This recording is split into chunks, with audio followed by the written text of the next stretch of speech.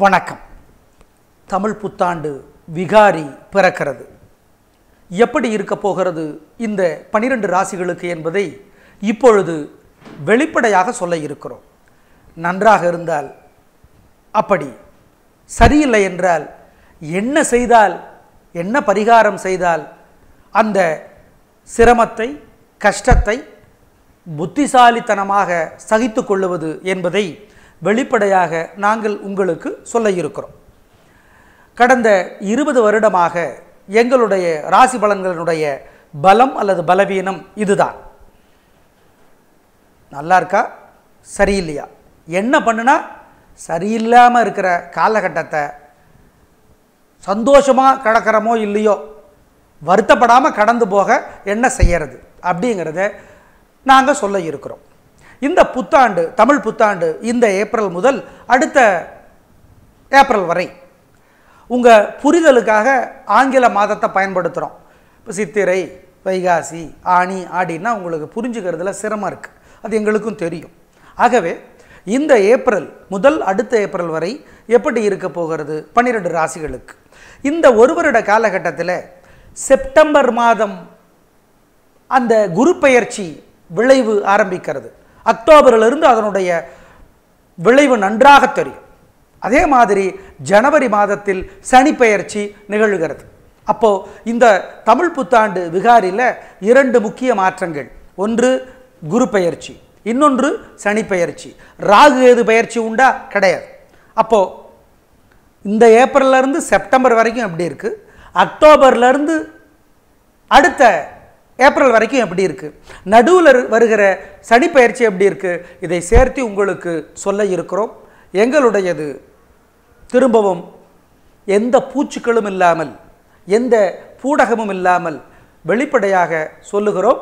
நீங்கள் கேட்டுக்கொள்ளுவீர்கள், பரிகாரங்களை சரியாக செய்து கொள்ளுவீர்கள்.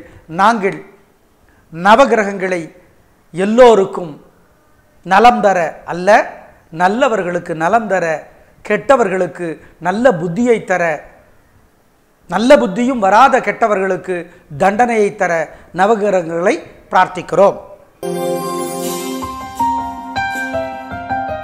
துலாம் ராசிக்கார நேயர்களே, ஜனவரி வரைக்கும் சனி பகவான் உதவி செய்கிற 3 ராசிகளில் உங்கள் ராசி ஒன்று. அதுவும் சனி பகவானுக்கு துலா ராசிக்கு உதவி செய்கிறதுனா அவ்வளவு பிடிக்கும். ஆமாம் ஆமாம், முதல் பையனை அம்மாவுக்கு ரொம்ப பிடிக்குமாங்க, அந்த மாதிரி பிரமாதம், ஏகப்பட்ட உதவி வர்ற ஜனவரி. ஜனவரியிலிருந்து ஏப்ரல் வரைக்கும் சனி பகவானால் தொல்லை. எனவே ஜனவரியிலிருந்து ஏப்ரல் வரை தொழிலில், வியாபாரத்தில், உத்தியோகத்தில், வர்த்தகத்தில், கலைத்துறையில், அரசியலில் பிரச்சனை வரும், நிறைய வரும். அதுக்கு முன்னாடி வெற்றி வரும், நிறைய வரும். எனவே ஜனவரி முதல் ஏப்ரல் வரை சனிக்கிழமைகளில் அசைவ உணவை தவிர்க்கணும். அம்மனுக்கும், விநாயக பெருமானுக்கும், ஆஞ்சநேயருக்கும் வழிபாடு முக்கியம். ஏழை எளியவங்களுக்கு காசு பணம் கொடுக்கணும். சனிக்கிழமைகளில் மகாபாரதமும் ராமாயணமும் படிக்கணும். மகாபாரதத்தை மிக மிக அற்புதமாக ஜெயமோகன் அவர்கள், எழுத்தாளர், வெண்முரசுங்கிற தலைப்பில் எழுதியிருக்கார். அதை வாங்கி படிங்க. இணையதளத்தில் கிடைக்கிது, புஸ்தகமாக கிடைக்கும். அபிராமி அந்தாதி படிக்கணும். பருத்தியூர் கே சந்தானராமன் அவர்கள் புத்தகமாக எழுதியிருக்கிறார். அதை சனிக்கிழமையில் படிக்கணும். எதுக்கு சார் இதெல்லாம்? ராகு உதவியாக இல்லை, இந்த வருடம் முழுக்கவே உதவியாக இல்லை. அதனால் சனிக்கிழமையில் அம்மன் கோயிலில் இந்த வருடம் முழுக்க தீபம் போடணும். ஆமாம், ஜனவரியிலிருந்து சனி உதவியாக இல்லை. அதனால் அக்டோபர்லேருந்து குருவும் உதவியாக இல்லை. செப்டம்பர் வரைக்கும் தான் குரு உதவி உங்களுக்கு. அக்டோபரிலிருந்து அவரும் உதவியாக இல்லை. எனவே அக்டோபரிலிருந்து வியாழக்கிழமைகளில் தட்சிணாமூர்த்திக்கு தீபம் போடுவதும், ஏழை எளியவங்களுக்கு சுண்டலை வேக வைத்து தருவதும் நல்லது. ஆனால் ஏப்ரல் முதல் அக்டோபர் வரை அற்புதமான காலகட்டம். 90 மதிப்பெண்கள் இந்த தமிழ் புத்தாண்டு உங்களுக்கு வழங்குகிறது. அக்டோபர்லேருந்து ஜனவரி அது வரைக்கும் 80 மதிப்பெண்கள்.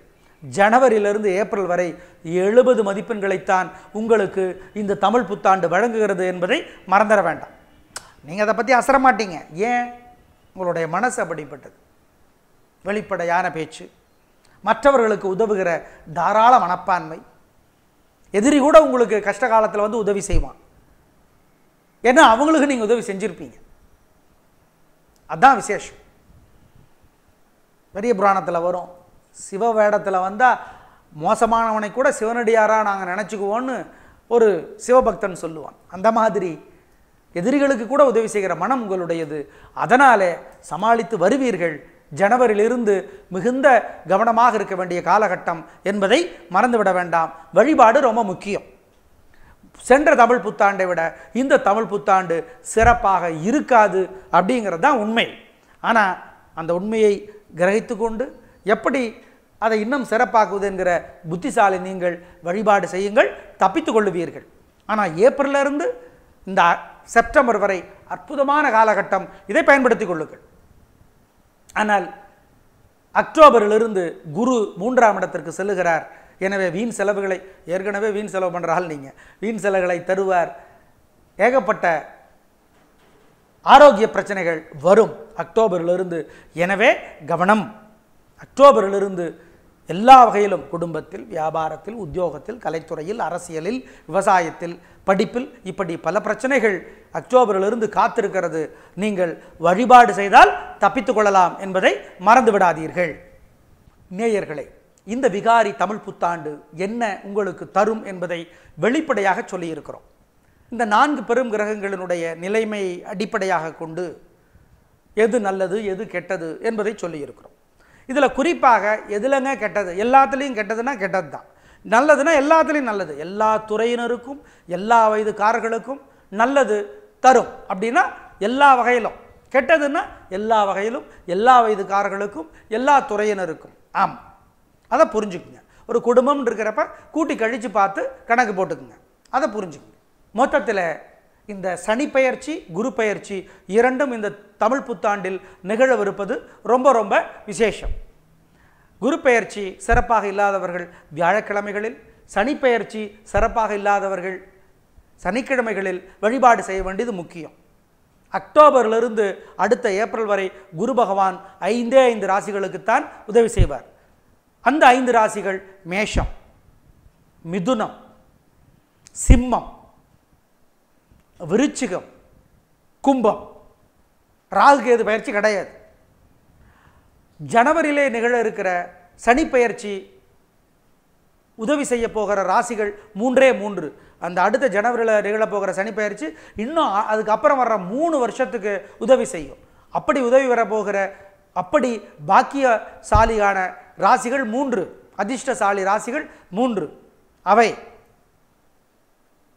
1 மீனம், இன்னொன்று விருச்சிகம், இன்னொன்று சிம்மம்.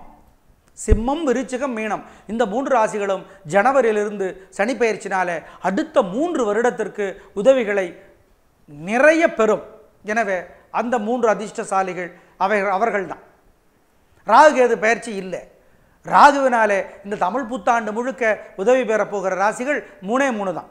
1 மேஷம், இன்னொன்று சிம்மம், இன்னொன்று மகரம். கேது பகவானாலே உதவி பெறுகிற ராசிகள் 4 தான் இந்த தமிழ் புத்தாண்டு முழுக்க. அவை கடகம், துலாம், சிம்மம், கும்பம். இதுதான் ராசி பலனுடைய சுருக்கம் என்பதை புரிந்து கொள்ளுங்கள். மொத்தத்தில் செவ்வாய்க்கிழமை கேது பகவானுக்கும், சனிக்கிழமை ராகுவுக்கும் சனிக்கும், வியாழக்கிழமை குரு பகவானுக்கும் உரியது என்பதை மறந்து விடாதீர்கள். கோயிலுக்கு நாங்கள் போக மாட்டோம்னு சொல்கிறீங்களா? ஏழை எளியவங்களுக்கு காசு பணம் கொடுங்க. பசுவுக்கு கீரையும் காய்கறியும் வாங்கி கொடுங்கள். மனிதனுக்கு செய்தால் கடவுளுக்கு செஞ்ச மாதிரி, கடவுளுக்கு செஞ்சால் மனுஷனுக்கு செஞ்ச மாதிரி. நீங்கள் நம்பிக்கை இல்லாதவர்களா கடவுள் மீது? பரவாயில்லை. ஏழை எளிய மாணவர்களுக்கு வியாழக்கிழமைகளில் படிப்புக்கு காசு கொடுத்தீங்கன்னா குரு தோஷம் குறையும். சனிக்கிழமை செஞ்சால் சனி தோஷம் குறையும், ராகு தோஷம் குறையும். செவ்வாய்க்கிழமை செஞ்சால் கேது தோஷம் குறையும். மனித நேயமே கடவுள் நேயம், கடவுள் பக்தி என்பதே மனித நேயம் என்பதையும் மறந்து விடாதீர்கள். எல்லாவற்றிற்கும் மேலாக இந்த கிரக தோஷங்கள் எல்லாம் எதனால் வருகிறது என்றால் நியாய தர்மத்தை மீறி நடப்பதால் என்பதையும் மறந்து விடாதீர்கள்.